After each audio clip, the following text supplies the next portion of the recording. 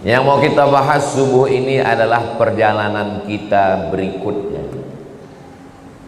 Kalau haus, minum. Kalau lapar, makan. Kalau kepanasan, hidupkan kipas, hidupkan AC. Kalau kedinginan, pakai jaket. Selalu ada langkah antisipasi. Nah, yang mau kita hadapi ke depan ini apa? Yang akan kita hadapi nanti adalah yang pertama, sakaratul maut. Apa yang perlu kita siapkan untuk sakaratul maut ini? Banyak orang menghadapi pensiun udah siap. Saya Pak Ustadz untuk pensiun ini udah saya siapkan 100 pintu kos-kosan Pak Ustadz. Banyak betul Pak, baru pintunya aja Pak Ustadz. Yakin betul dia malaikat maut itu datang setelah pensiun. Tidak salah, tak ada salahnya orang yang menyiapkan ruko, menyiapkan kos-kosan. Bagus, tidak salah. Itu ikhtiar. Tapi tak banyak yang mempersiapkan untuk sakaratul maut. Siap-siap untuk pensiun, belum tentu jadi. Belum tentu. Bisa jadi sebelum pensiun sudah mati. Tapi mati ini tidak kita siapkan pun pasti mati. Yang paling pasti dalam hidup ini adalah mati. Apa yang kita siapkan untuk sakaratul maut itu? A'udzubillahi minasyaitonir rajim. Innal ladzina qalu rabbuna Allah tsumma istaqamu. Orang yang selalu menyebut Allah kemudian dia istiqamah, tatanazzalu alaihimul malaikah, turunlah malaikat waktu dia mau sakaratul maut, waktu ruhnya mau keluar dari jasad, turun dua malaikat.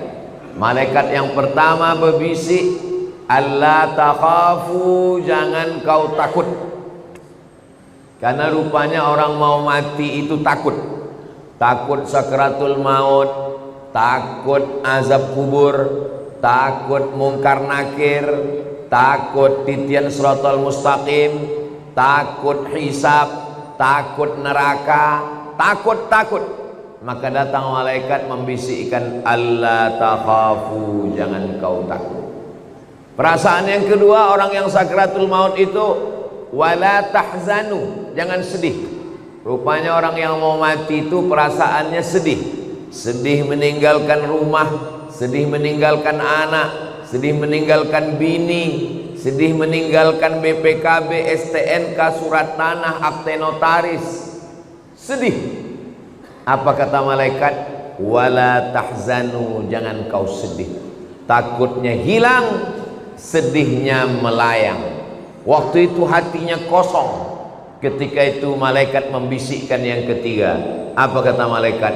Wa abshiru bil jannati allati kuntum tu'adun.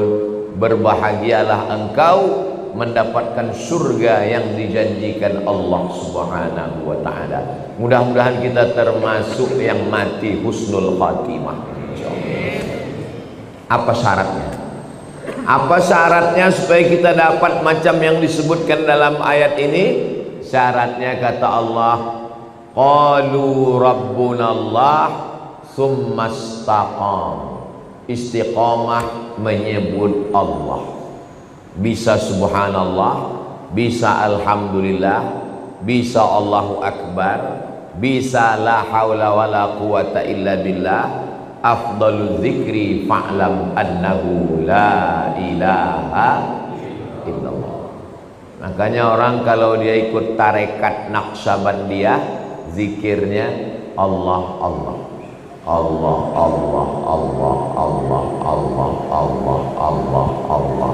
Alladzina yadhkuruna Allah, orang yang menyebut Allah qiyaman, waktu tegak, wa qu'udan, waktu duduk, wa ala junubihim, waktu berbaring. Duduk, tegak, berbaring, selalu mengingat Allah. Itu makanya melihat wajah di cermin menyebut Allah. Allahumma kama hassanta khalqi fahassin khuluqi. Masuk masjid menyebut Allah. Allahumma ftahli abwaba rahmatik. Keluar masjid menyebut Allah. Allahumma inni as'aluka min fadlik.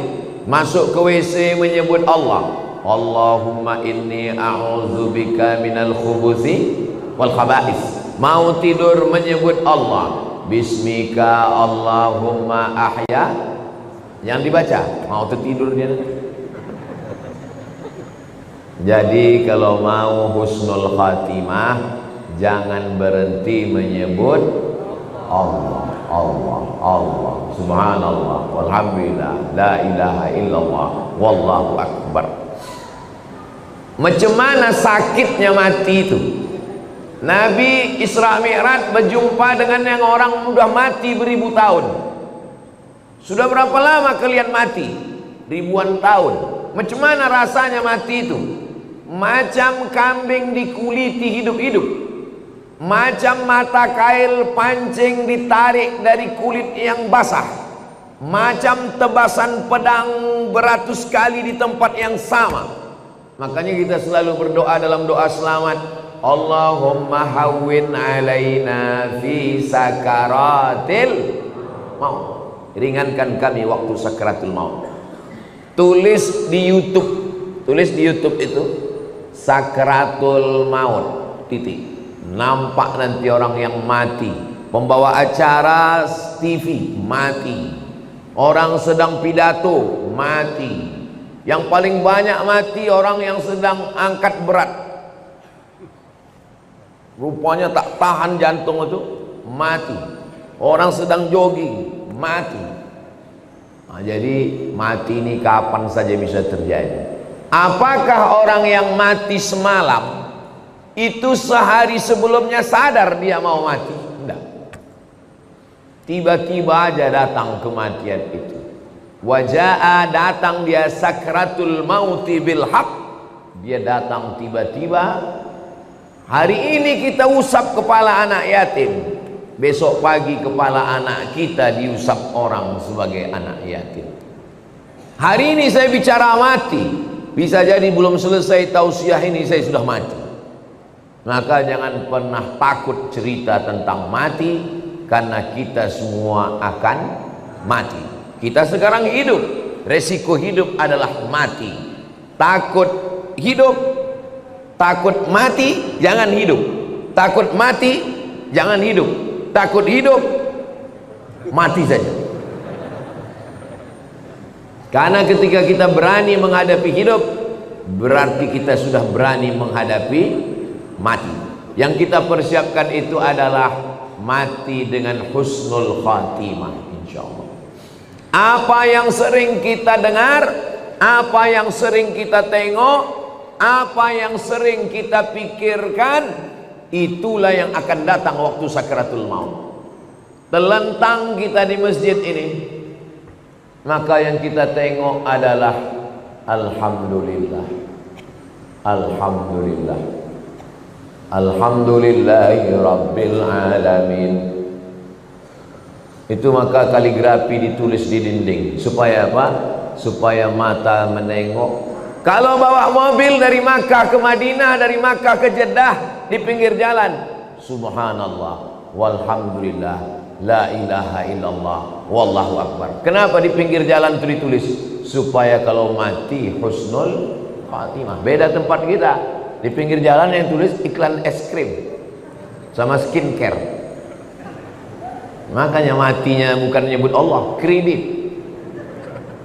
Apa yang sering kita dengar, apa yang sering kita tengok, apa yang sering kita pikirkan, itulah yang akan datang waktu sakaratul maut.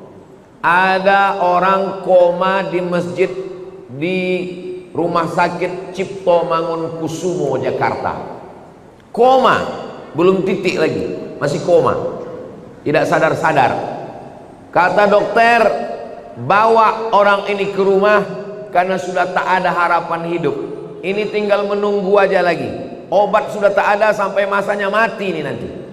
Akhirnya anak istrinya pun dah menyiapkan mau bawa pulang ke rumah. Begitu mau dibawa pulang ke rumah, tiba-tiba duduk dia. Dokter pun terkejut, anak bininya pun terkejut. Kok sadar dia lagi? Akhirnya ditanyalah orang ini, "Bapak kan koma?" "Iya." "Di dalam koma itu apa yang bapak rasakan?" "Aku tak ingat apa-apa." "Terus kenapa tiba-tiba sadar?" Tiba-tiba datang Ustadz Somad. Apa kata dia? Ditanyanya saya, "Kapan kau buat tabligh akbar?" Akhirnya saya pun terduduk. Pokoknya nanti kita buat tabligh akbar di kampung. Akhirnya dibuatnya lah acara di tepi Danau Maninjau. Nama acaranya Pulang Basamo. Akhirnya saya datangi bapak ini. Dia dari Jakarta. "Apa betul bapak koma di rumah sakit Cipto Mangunkusumo?" "Betul Pak Ustadz." "Terus dalam koma itu apa yang bapak rasakan?" Tiba-tiba Ustadz datang bertanya ke saya, "Kapan tabligh akbar?" Itulah saya duduk sadar tuh Pak Ustadz. Lama saya menung. Jangan-jangan aku ini udah wali. Dua gendangnya, kalau tak wali murid, wali kelas. Saya ini orangnya rasional. Saya selalu penasaran, kenapa bisa saya datang ke dalam komanya itu. Lalu saya tanya dia, "Bapak kalau pagi apa yang bapak lakukan?" Saya hidupkan handphone, saya dengar tonton YouTube Ustaz. "Oh." "Kalau bapak sampai di tempat kerja apa yang bapak lakukan?" "Kalau sedang kosong saya tonton lagi YouTube Ustaz." "Kalau bapak mau tidur malam apa yang bapak lakukan?" "Sebelum saya tidur yang terakhir saya tonton adalah YouTube Ustaz." Baru saya paham, apa yang selalu ditonton itulah yang dibawa ke alam bawah sadar, itulah yang datang waktu tidur dan waktu koma, dan itu juga yang datang waktu husnul khatimah insyaallah. Rasional, masuk akal. Tanyalah sama pakar-pakar psikologi, kenapa bisa itu yang terbawa-bawa. Makanya bapak-bapak pikirkan yang bagus-bagus aja. Jangan pikirkan yang waktu SMP SMA dulu. Mau dia mengigau tuh bawa ke malam. Tiba-tiba udah sambal belacan aja di muka. Maka saudaraku yang dimuliakan Allah Subhanahu wa taala, kalau yang kita pikirkan itu adalah akhirat, yang kita pikirkan itu adalah nama Allah, maka insya Allah kita semua mati dalam keadaan husnul khatimah. Nah, ruh kita keluar dari hembusan. Makanya orang yang mati itu biji matanya terbuka. Semua orang yang mati biji matanya terbuka. Apa yang ditengok waktu mata terbuka? Yang ditengok itu adalah ruh keluar dari mulut dan hidung. Dulu ruh itu masuk ke dalam jasad ini dihembuskan. Wa nafakhtu fihi mir ruhi, aku hembuskan ruh. Rahaya ruhu, pergi berhembus. Ruh itu artinya pergi dan datang berhembus. Maka waktu datangnya berembus, perginya pun berembus. Ruh itu berjalan dari mulai ujung kaki sampai ke betis, naik ke lutut, naik ke paha, naik ke pinggang, terasa dingin, sejuk di kaki. Kalau ada bapak ibu yang udah merasa agak sejuk di kaki, tak lama lagi itu. Naik dia ke atas, naik dia ke atas, naik dia ke atas, keluar dia dari mulut, biji mata menengok ruh itu keluar, maka datang orang lain memejamkan mata kita. Bismillah wa ala millati Rasulillah, inna lillah wa inna ilaihi raji'un. Menggerakkan tangan ringan, menggerakkan lidah ringan. Yang paling ringan adalah menggerakkan kelopak mata. Ini yang paling ringan. Tapi waktu kita sakratul maut, jangankan menggerakkan tangan, jangankan menggerakkan bibir, menggerakkan kelopak mata pun tak bisa. Terbuka. Bini yang katanya buah hati belayan jiwa pun takut memejamkan biji mata kita. Datang anak ke masjid memanggil tuan imam, "Pak Imam, tolonglah datang ke rumah. Ayah kami matanya tak tertutup-tutup dari tadi malam. baiknya imam, padahal orang ini tak pernah datang ke masjid. Makanya masyarakat sini yang tak pernah datang ke masjidlah kalian. Untuk apa Ustaz sampaikan ini? Bukan orang ini datang, kirimkan video ini ke dia. Jangan sampai nanti akhirnya tuan imam yang datang ke rumah dia hanya untuk menutupkan kelopak matanya, dan akhirnya jenazahnya dibawa juga ke masjid. Seumur hidup ke masjid cuma 2 kali. Yang pertama akad nikah, yang kedua inna lillah.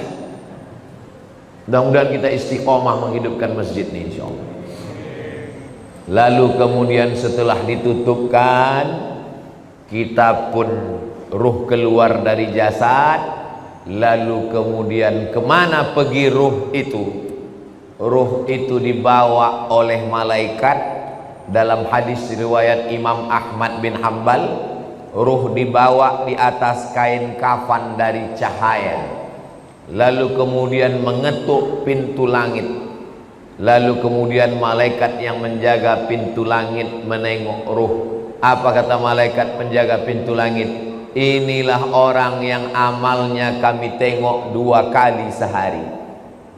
Habis subuh, malaikat yang menjaga di waktu malam datang membawa amal dia. Habis maghrib, malaikat yang menjaga di waktu siang datang membawa amal dia. Amalnya kami tengok 2 kali sehari, tapi orangnya baru ini kami jumpa.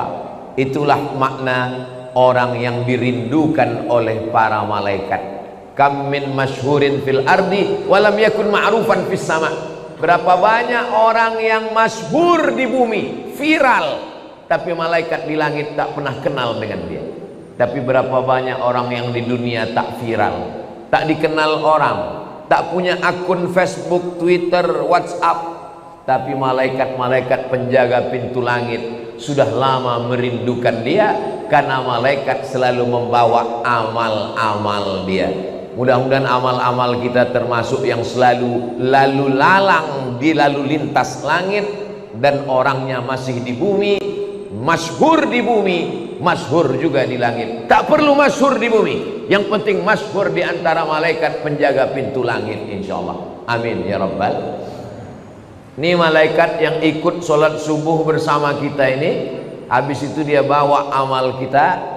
Lalu malaikat penjaga pintu langit menengok, oh amal si fulan tahajud tadi malam, amal si fulan sholat sunat hajat tadi malam, amal si fulan berzikir tadi malam, amal si fulan sholat subuh berjamaah.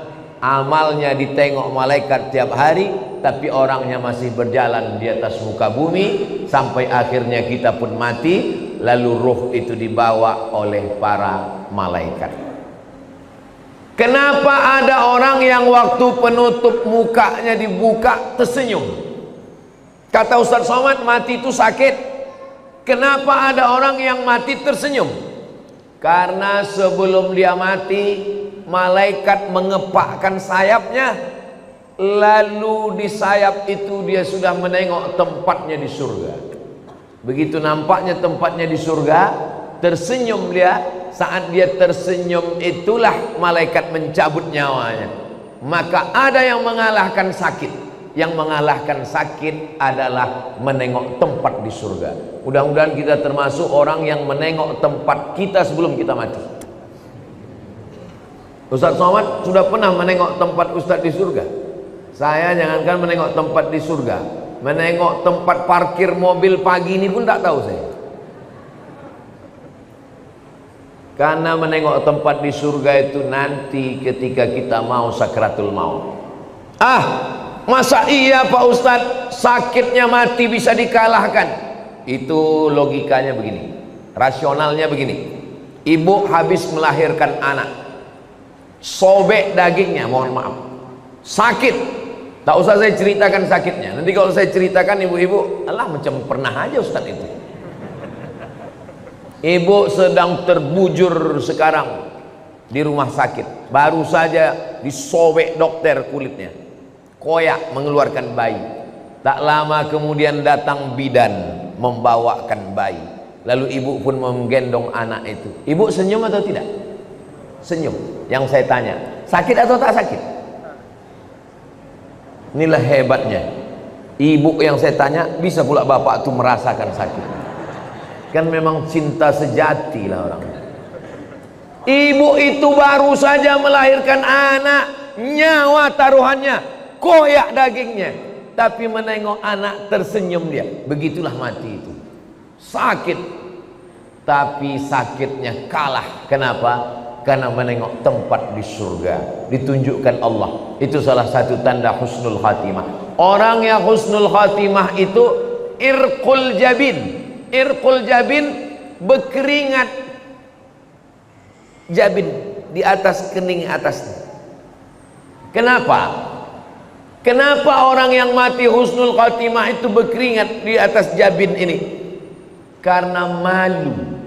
Biasanya orang kalau malu kan merah wajahnya karena tersipu malu. Maka orang yang meninggal menengok tempatnya di surga, malu dia karena amalnya tak seberapa. Aku amalku rasanya tak seberapa, kenapa besar kali balasan yang kau kasih ya Allah. Maka salah satu tandanya adalah irqul jabin, keluar macam keringat kecil di atas. Tapi jangan pula gara-gara ini biar supaya suami ibu disangka husnul khatimah, begitu mati langsung semprotkan air ke keningnya. Itu tak usah dibuat-buat, serahkan aja kepada Allah Subhanahu wa ta'ala.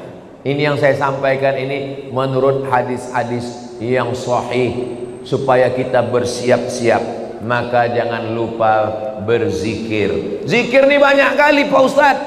Kata guru saya Syekh Umar Al-Ma'ruf Ali, dia keturunan dari Syekh Muhammad Tayyib.